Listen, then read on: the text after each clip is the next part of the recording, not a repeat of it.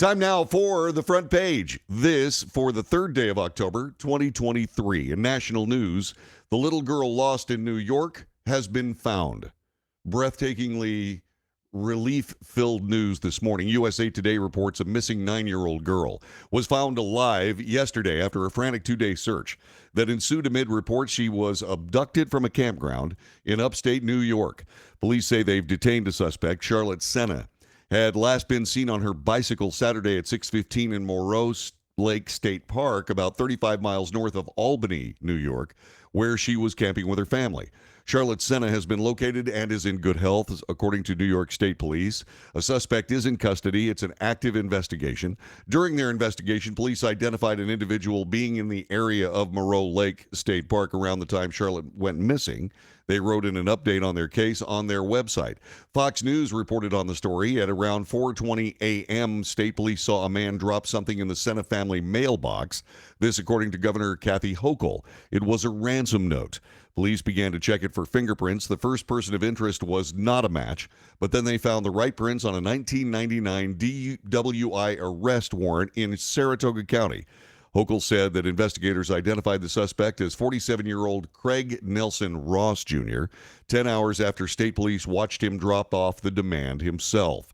State and federal tactical teams then stormed a camper behind his mother's double-wide trailer in Milton. That's just outside Sarasota Springs. Within the camper, they located the suspect, said Hochul during a Friday evening news briefing in Latham. After some resistance, the suspect was taken into custody, and immediately the little girl was found in a cabinet. Covered, she was rescued. Former President Donald Trump appeared in a Manhattan County courtroom on Monday, yesterday, as the trial in his civil fraud case got underway. This being reported by USA Today. Attorneys from the New York Attorney General's office and Trump's legal team presented their opening arguments before the judge who will decide the case. Trump, the Trump Organization, several executives, 2 of his children, Donald Jr. and Eric, are defendants in the civil trial in New York Superior Court. They're accused of fraud, falsification of business records, issuing false financial statements, and conspiracy. Because it's a civil case, not criminal, none of the defendants will face jail time if convicted. New York Attorney General Letitia James's office is seeking $250 million in a slew of sanctions designed to severely limit the Trump's ability to do business in New York. The case will be decided by Judge Arthur Engoron instead of a jury. Representative Henry Cuellar, the Democrat from Texas, was carjacked yesterday in the nation's capital. This from Fox News. U.S. Representative Henry Cuellar, the Democrat from Texas, was the victim of an armed carjacking last night in Washington, D.C., according to Fox News Digital. The longtime Democrat congressman was in the Navy Yard neighborhood when the incident took place around 9:30 p.m., according to U.S. Capitol Police. The agency, along with the Metropolitan Police Department, responded to the scene at New Jersey Avenue and K Street Southeast. The entire block was closed off as police investigated. Police are searching for 3 suspects described as black men wearing all black clothing in connection with the carjacking, said the Metro Police Department in an alert. Cuellar's stolen vehicle, a white Honda CHR, has since been recovered. Quote, as Congressman Cuellar was parking his car this evening, 3 armed assailants approached the congressman, stole his vehicle. This, according to Cuellar's chief of staff, Jacob Hochberg, in a statement. Luckily, he was not harmed and is working with local law enforcement. Thank you to Metro PD and Capitol Police for their swift action and for recovering the congressman's vehicle.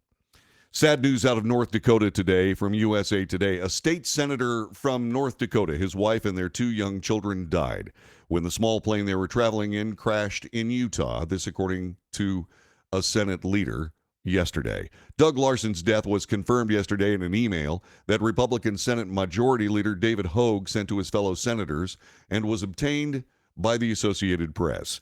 The plane crashed Sunday evening shortly after taking off from Canyonlands Airfield about 15 miles north of Moab, Utah, according to a Grand County Sheriff's Department statement posted on Facebook. The sheriff's office said all 4 people aboard the plane were killed. I'm not sure where the bereavement starts with such a tragedy, but I think it starts with prayers for the grandparents, surviving stepchild of Senator Larson, and the extended family of Doug and Amy, said Hogue. Hold your family close today. A bouquet of roses was draped over Larson's desk in the Senate chamber, just above the nameplate that read, D. Larson, District 34. Out of Oklahoma, a woman on a riding mower mowing her lawn had a head-on collision with an airplane. This from USA Today. A woman was killed when the wing of a small airplane struck her as she was using a riding lawnmower last week in Broken Bow, Oklahoma, according to the Oklahoma Highway Patrol. Samantha Hayes, 27 years of age, was mowing the grass at Broken Bow Airport in the afternoon of September 29th when she was struck by the plane. The pilot, James Baxter, told authorities his plane touched down on the runway when he saw Hayes. According to the Associated Press, Baxter, who was 70 years of age, said he tried to pull up and fly over Hayes, but the wing ended up hitting her on the head. The victim was pronounced dead at the scene. Authorities did not share further information on the victim. Tributes posted by her friends on Facebook revealed that Hayes was a single mother of 3 children. Police news this morning. Former Detroit police chief is running to unseat a Senate mainstay. This from Fox News. Former Detroit Police Chief James Craig will launch his campaign for the U.S. Senate in Michigan on Tuesday, today. Craig, whose impressive law enforcement career in a handful of states spans more than 40 years. He's seeking to replace retiring Democrat Senator Debbie Stabenow in the United States Senate. He confirmed the news in an interview with Fox News. A lot of people over the last year approached me, encouraged me, and said, look, this is something you should really consider. And I recognize that the U.S. Senate is a big job. Even though you're representing Michigan, you're also representing the country, said Craig, who's running as a Republican.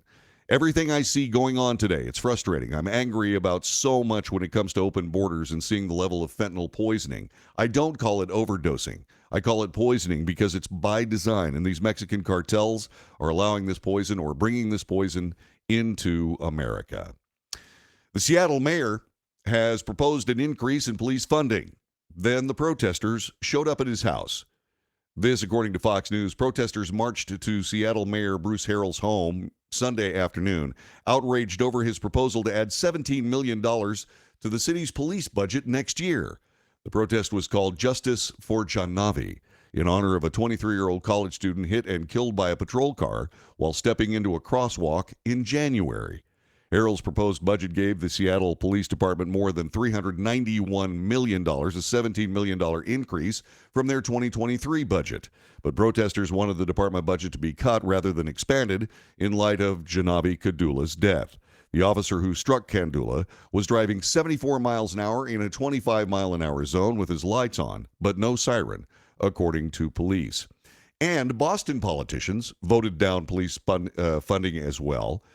Fox News reports that funding for the Boston Police Department's investigative units is stalled after Democrats voted down the roughly $3.4 million in new funding as crime in the city surges.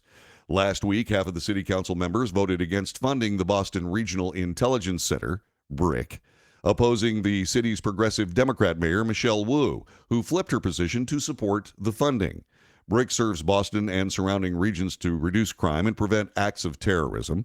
The opposing council members cited concerns with BRIC's gang database, which the American Civil Liberties Union recently claimed unfairly targeted Black and Hispanic youth, prompting an investigation from the state's Attorney General. Police Commissioner Michael Cox said that he is dumbfounded that BRIC was not so well received for the work that it does, which is so central to what we do as a police department, according to the Boston Herald. In politics this morning, Matt Gaetz introduced a motion last night to remove Speaker Kevin McCarthy from the seat, the top position in the House of Representatives, that being Speaker of the House. His motion comes after a contentious week of negotiations to avoid a government shutdown, during which Gaetz had previously threatened to oust McCarthy if the Speaker looked across the aisle for support. Shortly after Gaetz moved to oust him, McCarthy gave a succinct statement on X, saying, quote, "Bring it on," unquote. Hunter Biden's legal troubles seem to be damaging Dad. This from USA Today. Hunter Biden is scheduled to appear today in a federal court in Wilmington, Delaware, where indeed he is there as we speak. He's expected to plead not guilty to felony charges stemming from his purchase of a firearm while being a drug user. He may still face additional charges for failing to pay his taxes in 2017 and 2018. House Republicans are hoping to impeach the president by tying him to his son's business practices. President Biden has dismissed the impeachment inquiry as politically motivated. He said little about federal charges his son faces other than to express support for Hunter. Quote, "I'm very proud of my son," he told reporters in June after Hunter Biden struck a plea agreement that later fell apart. A new New Hampshire poll tells Chris Christie to quit. This from USA Today. New Hampshire voters have a blunt message for Chris Christie. Get off the island. In an exclusive USA Today Boston Globe Suffolk University poll in New Hampshire, 41% of likely Republican voters who watched last week's debate cited former New Jersey governor as the winner, or rather than loser, in a question of which of the 7 participants should drop out of the presidential race first. Former Vice President Mike Pence was a distant second at 17%. North Dakota Governor Doug Burgum was named by 16%. Tech entrepreneur Vivek Ramaswamy by 11%. But this is particularly bad news for Chris Christie, who has centered his campaign in New Hampshire. In the media today, USA Today reports that Stephen, Seth, Jimmy, and Jimmy are all back to work. 5 months to the day after the Writers Guild of America went on strike, the late-night TV shows are back on the air after a deal was reached between the WGA and major Hollywood studios. That means monologues, viral games, and the suits are back. But hosts Stephen Colbert, Seth Meyers, Jimmy Fallon, and Jimmy Kimmel will be hurting for guests. Hollywood actors are still walking picket lines as the SAG-AFTRA strike goes on, even though talks between the actors and the studios finally began yesterday. Colbert was positively giddy when he walked on stage at the Ed Sullivan Theater in New York. Now the writers' strike is over. The new contract that includes protections, he said, as the crowd cheered. Plus, thanks to the picket lines, my writers got fresh air and sunshine, and they don't care for that. Now they're back safely in their joke holes, doing what they do best, making my teleprompter word screen full of good and haha, unquote. That is today's front page. Thanks very much for watching.